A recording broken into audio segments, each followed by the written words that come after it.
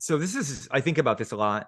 I've spoken to a lot of ranchers about the issue of this substitute meat that's coming out, and I've spoken to some people in this field of science over it. My fear, first of all, the majority of people are never going to accept it because at the end of the day, we're humans. We're a specific species, and in our nature, which matters, it still matters what our nature is. We eat meat. That's how we Hmm. thrive. But for example, in New York City, Mayor Eric Adams they already have indoor public school system meatless Mondays. But how long is it going to be until they begin just substituting these things into the public domain through the public school system, hospitals, and prisons, like they've done with the dietary guidelines, where we used to have real food at the public school system, but in 1992, when the dietary guidelines came out, they got rid of the whole milk.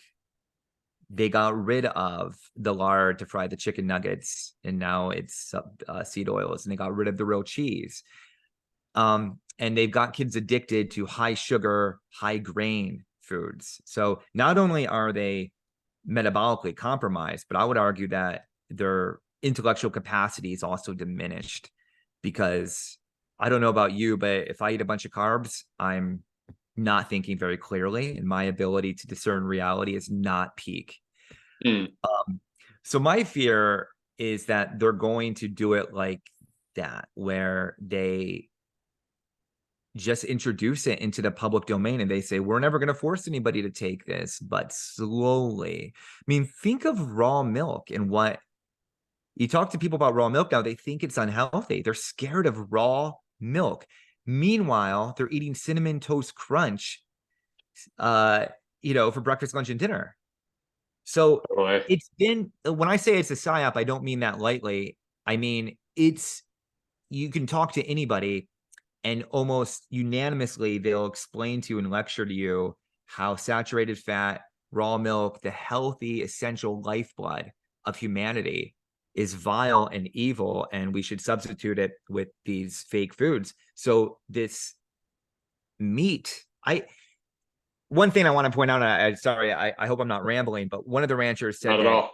he was head of one of these organizations, and he explained to me that they learned something extremely important over the milk situation. So they were kind of passive when soy milk came out and almond milk. Look, almonds don't have breasts. They can't produce milk, right? And they should have fought. He was explaining to me, we lost that because we didn't fight over the name milk. People got confused. People are working. They don't have time to sit around like you and I and going over all the minutia. They see milk, they think it's natural. It wasn't. So the fight right now amongst the ranchers, and I just want to give them a shout out, is over the name. They don't want this being named something meat because Yes, and they have a yes. point. It's not meat.